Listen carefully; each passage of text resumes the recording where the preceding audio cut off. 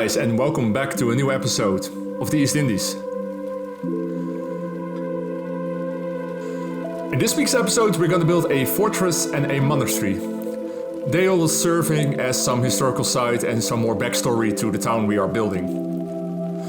The fortress will be an old VOC fortress like the ones you'll see everywhere in Indonesia, and this one is based on a fortress on the island of Ambon.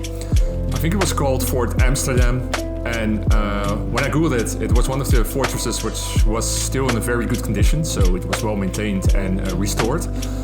And it was a very small fortress, and I didn't want a big, large fortification or anything. I just wanted a small one, and I think this was to protect some of the spice routes towards the Moluccan Islands. I'm not sure what its role will be in this era, in the 30s, but I like to just have it there. So we know this is an older town, and earlier times, like a couple of centuries before the Dutch settled it, and there's some historic sense to it. Right next to it, I was planning to build a church, as you see me doing right now, and I found this great church on the workshop. I have absolutely no idea where the original one is, but when I started working on it, I at some point accidentally turned it into, well, something which resembled a monastery. And I like that idea because you had this whole group of people from churches in the Netherlands or in Europe in general. I think they're still called, I think they still exist, missionaries. And they go to, well, for example, nowadays I think a lot of them go to Africa, but back in those days they would spread the word of the church around the world and make good Christians out of everyone. So you can draw your own conclusions whether this is good or bad, but they were all over the place. And I thought it would be a nice little link towards a storyline.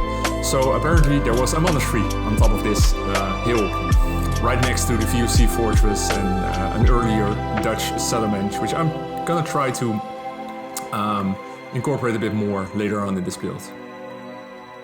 Right now I'm just adding some houses to make the road towards the hill a little bit more lively, and I'm using these houses from the workshop, and they are perfect. They are exactly how you want them.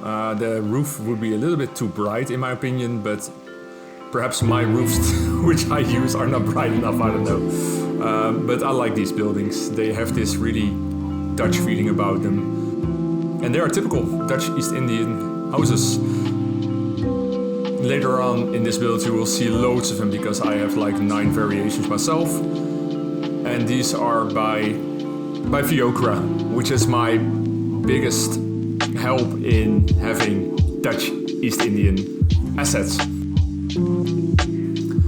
I think I did like about 20 right now compared to the ones I did for the Netherlands, which are at least 100 or maybe even 200 assets. There's still a long way to go, but the great thing is, because a lot of it is in a certain colonial style, and for some reason it seems like the whole world were using a typical colonial style in the earliest 19th century. So I can also use some South American buildings so far, which really works well.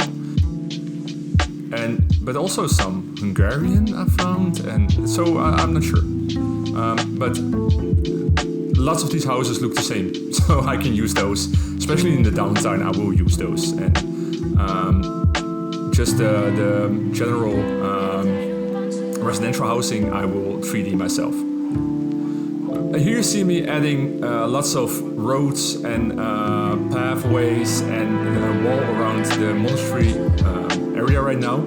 And what I did was the hotel I built in the first episode, I just bumped it against the church and it looked really good. I don't know, you see it makes it look more colonial. So I just kept it this way, and I thought it looked like some kind of religious building resembling a monastery or missionary or so I'm happy with that result, and I thought I would just add a big stone wall around it because it's old and the church has a lot of money, and on the side where the big iron gate is right now, I was thinking of doing a very old historic graveyard. And I reckon the people in the monastery would maintain it, or the church people would maintain it, and it would kind of somewhat make sense to put it right there.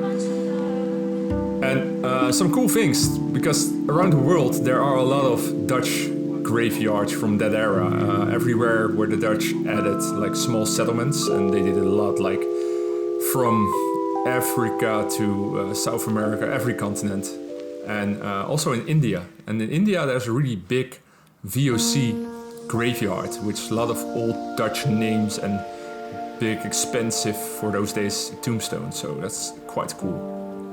And just quickly, you saw me at some of those ruined, just old foundations of a building which used to stand there. I thought it would be cool to add those, give the idea that once upon a time there were more buildings surrounding the fortress. Perhaps I'm gonna add more later, and I'm gonna make them look more overgrown, but that's for another episode. Here I'm just adding benches and small details to make this monastery look like it's a very quiet and comfortable space. And it's up on the hill, it's a bit away from the big town, and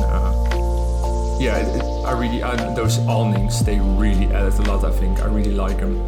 They look very Dutch. So yeah, then just generally add grass and details, and just make it more look like it is alive. I think that's a good word, but not too much details. I'm trying to withhold myself. And what I do here is I'll darken the grass to match the ground, which really works. I think this whole build is really pretty, and it really adds to what I am doing with a older town on top of the hill and a modern downtown. Yeah, and here I'm adding the graves. And what you see in Europe, in Holland, the graves are underneath the ground. But what you often see in other countries, of course, is that graves are just tombs or these small houses above ground where people would be buried. I added some in the ground.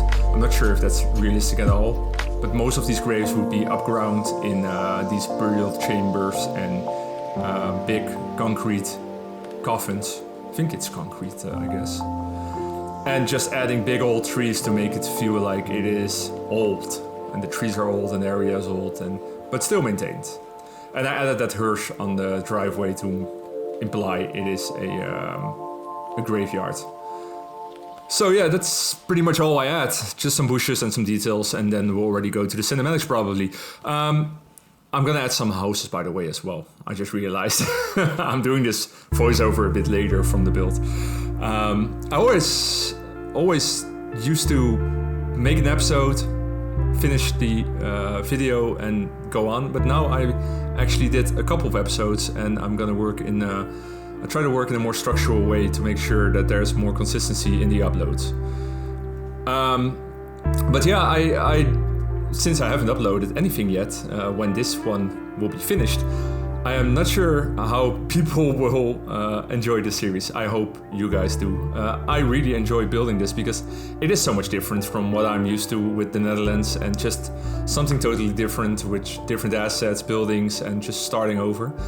And you probably noticed as well that everyone is returning to City Skylines 1, which is awesome because there are people making assets again. And since the game is unsupported, no updates will break our save games. So I'm happy everyone is returning to CS1 again, and it inspired me to start a new build again, so that's awesome.